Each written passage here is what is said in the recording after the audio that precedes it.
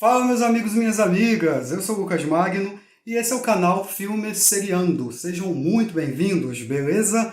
Lá vamos nós. Se você é cinéfilo mesmo, você já ouviu essa frase, quem você vai chamar? Nos anos 80, um clássico revolucionou a indústria com efeitos especiais, até hoje sendo cultuado, virou uma franquia de sucesso, lançado no mesmo dia de Gremlins. A equipe precisando correr com as gravações, com a produção, o filme sendo exibido faltando efeitos especiais, acusação de plágio, o título não podia ser usado, e pegando carona no novo filme que vai estrear, eu vou falar de Caça-Fantasmas, de 1984, o clássico que já passou na televisão, que muita gente curte. Vou falar dos bastidores, as curiosidades e as melhores cenas, e o legado que ficou desse filme. Após a vinheta eu conto, não sai daí.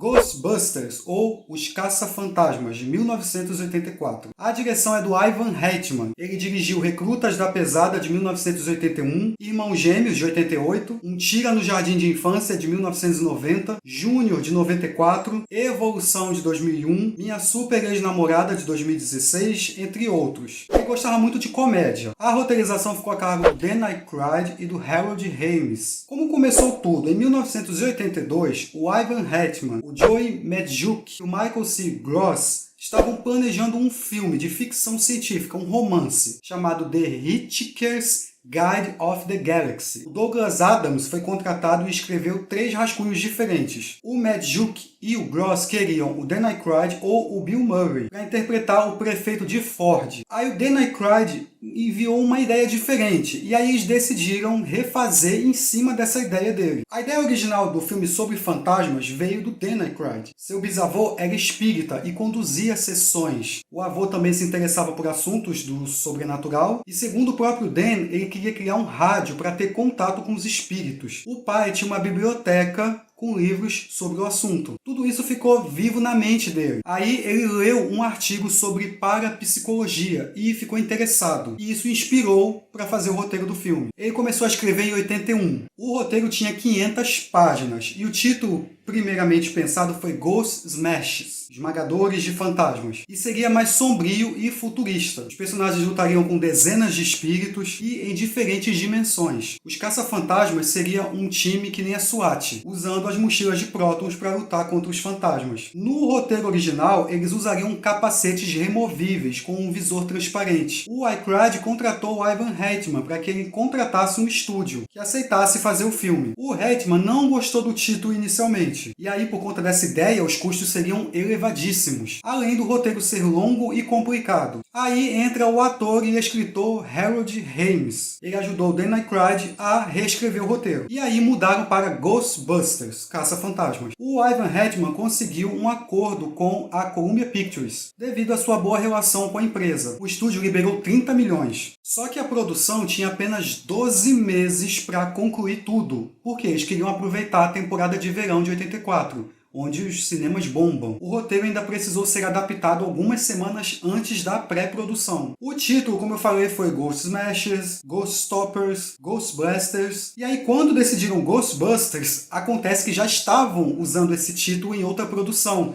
o que iniciou uma batalha judicial aí. O registro pertencia a um seriado cômico de 1975, que tentava pegar caronas em sucesso como Família Addams, Os Monstros, mas que rendeu apenas 15 episódios, produzido por Lou Scheimer, o sujeito que inicialmente criaria o estúdio Filmation, responsável por vários sucessos animados como He-Man. O programa seria transformado numa série animada em 1986. Teve a animação, baseada nos Caça-Fantasmas, que precisou ser rebatizada para não causar confusão. The Real Ghostbusters. Ambas estreavam em 1986. Aí, enquanto não resolviam esse imbróglio, a Columbia Pictures deu a ideia deles fazerem 2 versões, com o nome Ghostbusters e Ghost Breaks. Aquela cena da faixa lá no QG, que eles colocam Ghostbusters, foi gravada com o nome Ghost Breaks. Os figurantes gritavam Ghostbusters na hora da cena, e aí não tinha como regravar eles gritando Ghost Breaks, e acabou que ficou assim mesmo. Essa confusão só se resolveu por conta de uma pessoa, Frank Price, que na época era o bambambam da Columbia, mas ele saiu dessa empresa. ficou um tempinho parado e voltou a trabalhar mais na Universal. Só assim ele conseguiu que liberasse o título. Ele também deixou o Reitman com muita força no estúdio para continuar tocando o filme. Caça-Fantasmas foi lançado em 8 de junho de 84 e chegou no Brasil dia 20 de dezembro. E ele bateu de frente com reis do blockbuster: Jornada nas Estrelas 3, A Procura de Spock, Indiana Jones e o Templo da Perdição, e outra estreia de peso, Gremlins. Mas não teve pra ninguém, os Caça-Fantasmas desbancou todo mundo. Outros ícones também comeram poeira: Karate Kid, Conan o Destruidor, O Último Guerreiro das Estrelas, A História Sem Fim. Até então, os Caça-Fantasmas era a estreia mais rentável no gênero de comédia. Acabou perdendo em 1990 para Esqueceram de Mim. Durante a primeira exibição teste, o Reitman ficou horrorizado. Ele estava com muito medo da trama não ser aceita pelo público. Por exemplo, o Homem Marshmallow, ele achou que a plateia ia rir, não ia comprar aquela situação. Ele achou que as pessoas iam levantar e sair da sala de cinema. E o diretor conta que para cumprir o prazo, as primeiras cópias foram entregues inacabadas, foram exibidas faltando efeitos especiais. Tinham fios aparecendo em cena, e ele se surpreendeu com o fato do público nem ligar para isso. Antes do lançamento do filme, o Reitman divulgou um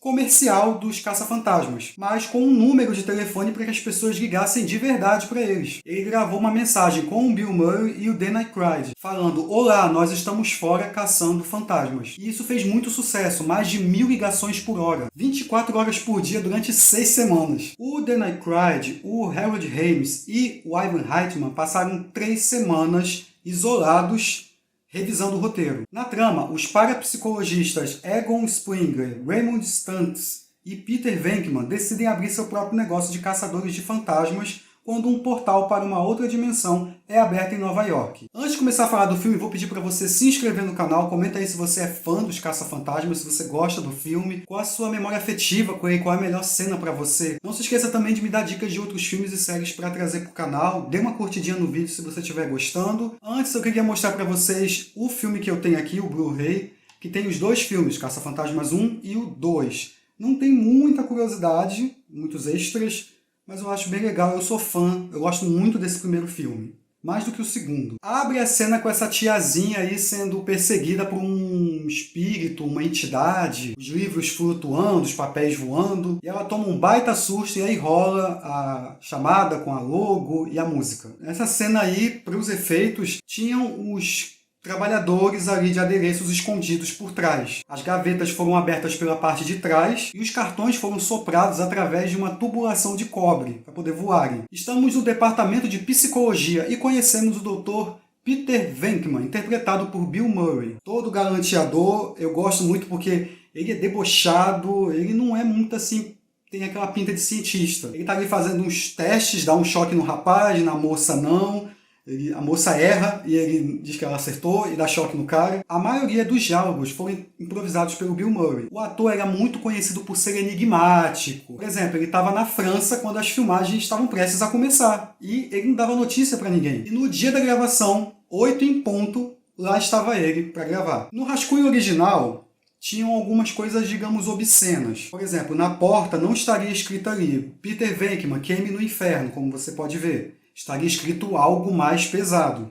Mas aí decidiram tirar. Quem iria fazer o Peter Venkman antes do Bill Murray? Foi cogitado o John Belushi. Acontece que ele morreu enquanto Dan Aykroyd ainda escrevia o roteiro. O Chevy Chase também recusou o papel. Ele alegou que o roteiro não era o original e que o original era muito sombrio. Tom Hanks, Robbie Williams, o Steven Guttenberg também recusou para poder estrelar Loucademia de Polícia do mesmo ano. Esse experimento do Peter Venkman, ele é real, tá? O experimento de Milgram. Tinham sujeitos dando choques elétricos e outros sujeitos, quando solicitados, a dar uma lista de palavras. O experimento foi criado para testar essa disposição das pessoas em dar choque uma nas outras. O Harold Ramis diz que essa cena foi para o público testar se realmente um herói, no caso Venkman, dando choque nas pessoas, usando-as como cobaias. Segundo o diretor, essa é a cena preferida do Bill Murray. Conhecemos o Ray Stantz, interpretado pelo Dan Aykroyd, e ele vem falando que as pessoas viram um espectro na biblioteca. O Egon Springer, interpretado pelo Harold Ramis, já falecido. Os 3 procuram o fantasma e encontram. Aí tem aquele famoso susto que o fantasma dá. O público tomou um susto, mas também riu ao mesmo tempo. O Christopher Walken, John Lithgow, Christopher Lloyd e o Jeff Goldblum foram considerados para o papel do Egon. Tinha uma versão versão mais assustadora desse fantasma da biblioteca, mas aí foi rejeitada. Um ano depois apareceu em A Hora do Espanto. As duas cenas iniciais foram de fato filmadas na Biblioteca Pública de Nova York. Eles só puderam filmar por 10 horas, em um dia. Todas as cenas no fundo da biblioteca foram filmadas na Biblioteca Pública de Los Angeles. E aí, por conta desses experimentos que nunca dão certo, eles são expulsos da universidade. Aí eles vão alugar um antigo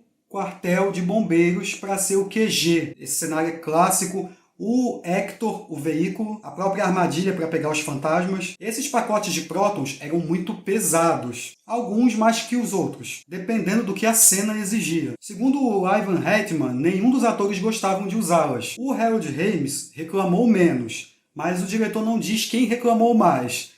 O que se especula, e eu também acho que quem mais reclamou foi o Bill Murray. Lâmpadas foram usadas nas extremidades dos pacotes de prótons, para que os criadores de efeitos especiais pudessem sincronizar os efeitos com a cena de ação. O quartel de bombeiros é, na verdade, 2 lugares diferentes. Um em Nova York e o outro em Los Angeles. O de Los Angeles é o que mais é usado na franquia. E olha que legal, esse mesmo cenário foi usado mais pra frente em O Máscara, de 1994. Quando o Stanley Ipkiss vai no mecânico. Quando o Dan Aykroyd viu o poste lá do quartel de bombeiros que estava abandonado, ele adorou. Não foi apenas um momento do filme, ele quis apenas usar. O Hector 1 originalmente seria pintado de preto, só que os caça-fantasmas, na maioria, atuariam à noite e não teria como ver o veículo. O Hector 1 foi um chassi Cadillac de 1959, Miller Meteor, ambulância/carro funerário, variedade de carga traseira. 2 veículos foram usados no filme, um para o carro pré-transformação e o outro pós-transformação. O Harold Ramis pretendia apenas escrever o filme. Ele só decidiu fazer o Egon após perceber que era a pessoa ideal para o personagem. O ator era um grande comediante na época. O Michael Keaton também recusou o papel do Dr. Venkman e do Egon. O Harold Ramis foi que fez a escolha de nunca sorrir como o Egon, embora ele só faça na sequência. De acordo com Ivan Reitman, houve muita discussão sobre como seria essa interação entre os 3 protagonistas. O Harold Ramis era o cérebro do grupo, Dan Aykroyd o coração e o Bill Murray a boca. Eles contratam a secretária Janine Melnitz, interpretada pela Annie Potts, que tem uma quedinha pelo Egon. A Sandra Bernhard foi considerada para o papel de Janine. No roteiro original teria um romance entre a Janine e o Egon. A maior parte foi cortada do filme. Numa edição do DVD apresenta ali uma cena dos dois num romance. Ela daria para o Egon uma moeda antes deles partirem para enfrentar lá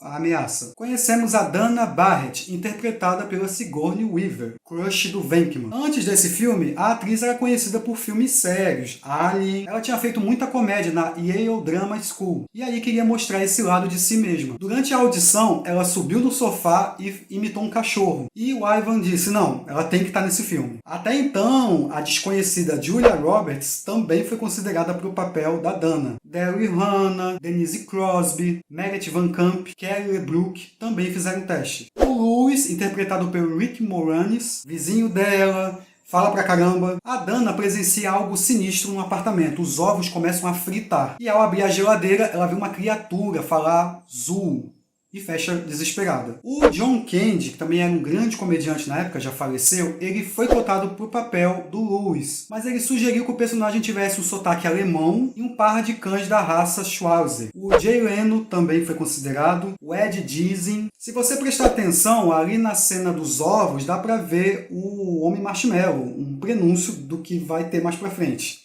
Esse prédio da Dana, ele existe, tá? O 55 Central Park West, que é em Nova York. Na vida real, o prédio tem 20 andares. Para o filme, pinturas foscas e maquete foram usadas para fazer o edifício ser maior e mais alto. Nos storyboards, as armas de prótons seriam, na verdade, varinhas. Eram paus longos com uma bola na ponta. Os caça-fantasmas disparariam mexendo os pulsos, como um mágico, e apontando as varinhas para os fantasmas. Aí as varinhas foram alteradas para armas a laser. Aí a Dana pede ajuda aos caça-fantasmas. Claro, o Venkman se encarrega de ir ao seu apartamento. Eu acho que ele é o menos formal ali dos outros dois. Tem a cena que ele tem ciúme da Dana com um colega, ela é musicista. Esse encontro do Venkman com a Dana foi a primeira a ser filmada entre o Bill Murray e a Sigourney Weaver. A fonte teve que ser desligada para poder o barulho não atrapalhar a fala dos atores. Em outros, as linhas de diálogos tiveram que ser dubladas. As bandeiras dos Estados Unidos e de outros países ali no fundo estão a meio mastro, porque estão de luto pelos soldados americanos e franceses mortos em 23 de outubro de 1983,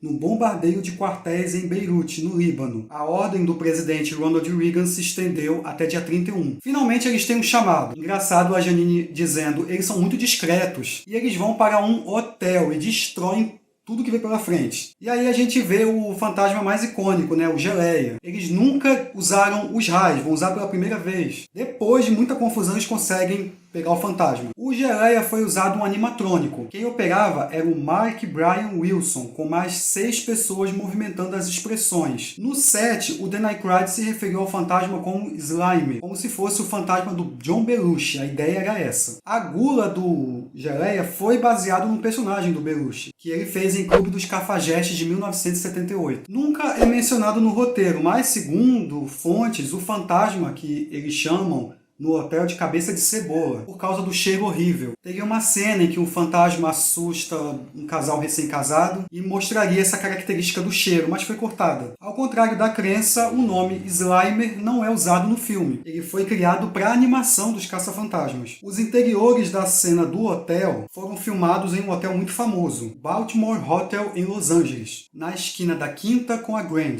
E aí eles acabam fazendo sucesso. O número de chamadas aumenta, conseguem capturar vários fantasmas. Tem aquela cena hilária do sonho erótico do Ray. Esse fantasma aí é a Kimberly Errin, ex-coelhinha da Playboy na época. Teve que ter um modelo feito de seu corpo para o equipamento de encaixe de forma que lhe permitisse flutuar. Essa cena seria muito mais longa e não era para ser uma sequência de sonho. A cena envolvia os caça-fantasmas passando a noite em um antigo forte. Conhecemos o Winston Zeddemore, interpretado por Ernie Hudson. O personagem do Winston deveria aparecer no começo do filme. Quem faria esse papel era o Ed Murphy, que assinou para Um Tira da Pesada. Aí o roteiro foi reescrito para o Winston aparecer só na metade do filme. O ator Reginald Van Johnson foi considerado para o papel do Winston. Ele disse isso em entrevista. Quando o Reitman escalou o Hudson, aí ele foi colocado como guarda da prisão. O Ernie Hudson, em entrevistas, disse que o Winston teria um papel muito importante. Ele seria um especialista em demolição da Força Aérea. Animado, ele aceitou o papel pela metade do salário. Na noite anterior ao início das filmagens, ele recebeu o roteiro reescrito e viu que o papel tinha sido muito reduzido. O Ivan Reitman disse que o estúdio queria expandir mais a participação do Bill Murray, que na época era a sensação da comédia. O Hudson diz que gosta muito do papel, gosta do filme, mas sempre sentia que faltava algo. Ele disse que é uma coisa meio amor e ódio. Tem o receptáculo onde eles guardam os fantasmas, fluidos, entidades, dentro do QG. Conhecemos o insuportável do Walter Peck, secretário de Meio Ambiente, interpretado por William Atherton. Ele fica implicando com os caça-fantasmas, quer que abram o receptáculo, ou vai chegar com uma ordem judicial. Ele volta mais pra frente e ordena que desliguem o receptáculo, que soltam os fantasmas, e aí a confusão toda na cidade. Bom, o William Atherton ficou muito chateado porque a reação das pessoas após o caça-fantasmas, quando ele passava na rua, elas xingavam ele, tentavam agredir, ele bateu boca com alguns fãs do filme. Ele não podia nem entrar num bar que as pessoas começavam a hostilizá-lo. O ator Michael Ensign originalmente faria Walter Peck. Quando não conseguiu o papel, o prêmio de consolo foi aquele personagem que recepciona os caça-fantasmas no hotel. No topo do prédio da Dana surgem essas criaturas aí que eu chamo de cachorro. A cena emblemática da Dana sendo atacada no sofá e ela vai para dentro de um quarto. A ideia das luzes atrás da porta foi do Ivan Reitman, que ele teve de Contatos Imediatos do Terceiro Grau de 77. A Sigourney Weaver lembrou que uma vez teve um incêndio no apartamento dela. Isso após o filme, tá? Os bombeiros vieram apagá-lo. Um abriu a sua geladeira e falou: "Uau, é melhor você chamar os caça-fantasmas." A ideia do Harold Ramis e do Dan Aykroyd era fazer a Dana como se fosse uma atriz, uma modelo ou até mesmo uma alienígena. Foi a ideia da Sigourney Weaver ela ser musicista. Na cena em que o Peter está inspecionando o apartamento da Dana, se você olhar de perto, você vê uma mão de madeira atrás do Peter, quando ele está sentado no sofá da Dana. E isso já prenuncia a cena assustadora da poltrona, pelos cães terroristas. O Louis acaba também sendo atacado na rua. Eu acho engraçado as pessoas ali no restaurante olham para janela e depois voltam a conversar como se nada tivesse acontecido. É o estilo de Nova York, né? Correria, tensão, nervosismo. Essa cena da festa do Louis foi filmada de uma vez só e tudo improvisado. Os cães do terror que ganham vida eram desenhos de estátuas reais em uma antiga igreja na Filadélfia. Os cães foram interpretados por dois marionetistas que não foram creditados, Terry Harding Jackson e o Harrison Ray. Essas gárgulas no lado do prédio da Dana não são reais, tá? É um efeito óptico. Também o topo gótico do edifício é uma ótica.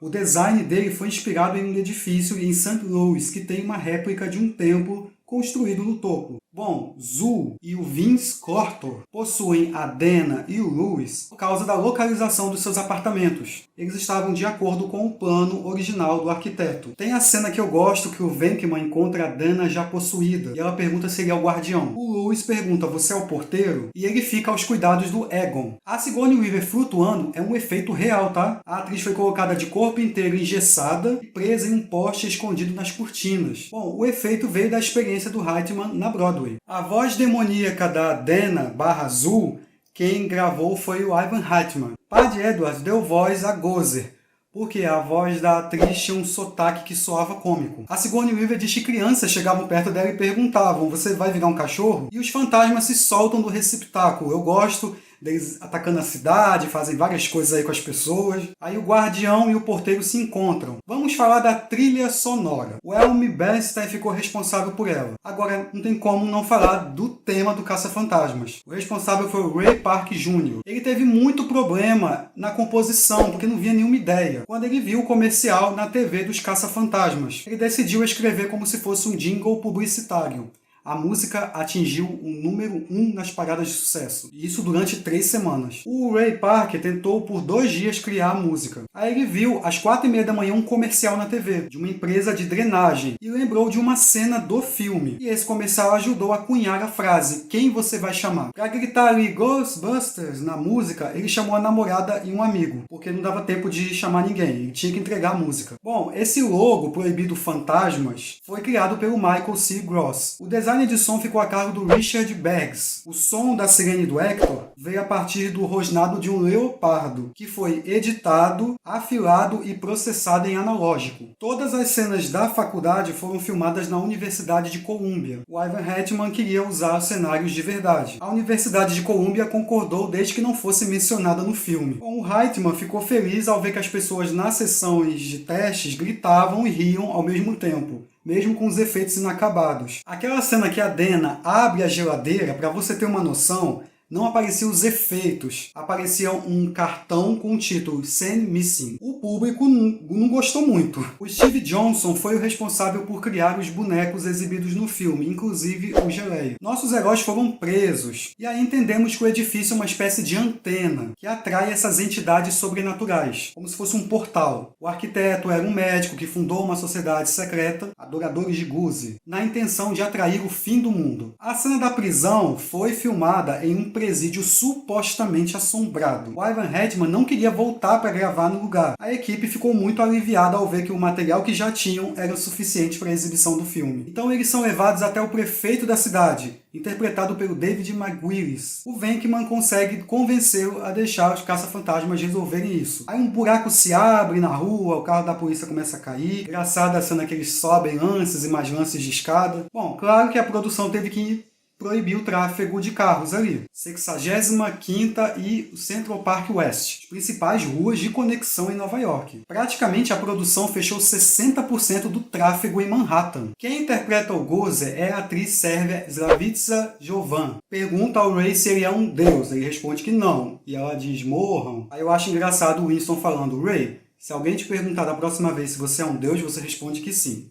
E aí o Gozer diz que o Destruidor virá na forma que eles imaginarem. O Ray pensa no monstro de marshmallow. Paul Rubens é quem interpretaria inicialmente o Gozer. Ele recusou o papel. No roteiro original, o Gozer assumiria o papel do arquiteto do hotel, Ivor Shandor, que iniciou esse culto à entidade. Se assemelhava a um homem magro, pálido e sem destaque, e um terno de negócios. A forma final do Gozer foi descrita como uma espécie de David Bowie encontra Grace Jones. O Gozer era um nome relacionado a uma assombração documentada na Inglaterra. O nome Gozer apareceu misteriosamente em toda a casa Enfield, Poltergeist, escrito em paredes e outras coisas. A punk rock Anne Carlisle foi originalmente oferecida para interpretar Gozer, mas aí ela recusou. Os contatos vermelhos nos olhos que a atriz Lavitsa teve que usar eram extremamente desconfortáveis. A Sigourney Weaver sugeriu que ela se vestisse de Zul, cão do terror, mas aí a ideia foi rejeitada. Eles ficam o filme todo falando para não cruzarem os raios próton, certo? Justamente é isso que derrota o Gozer. Aí pensam que a Dana e o Louis morreram, mas eles só estavam dentro da estátua. Bom, um monstro de marshmallow explode e voa marshmallow para todo lado, ou melhor, creme de barbear, que cai em cima do Walter Peck.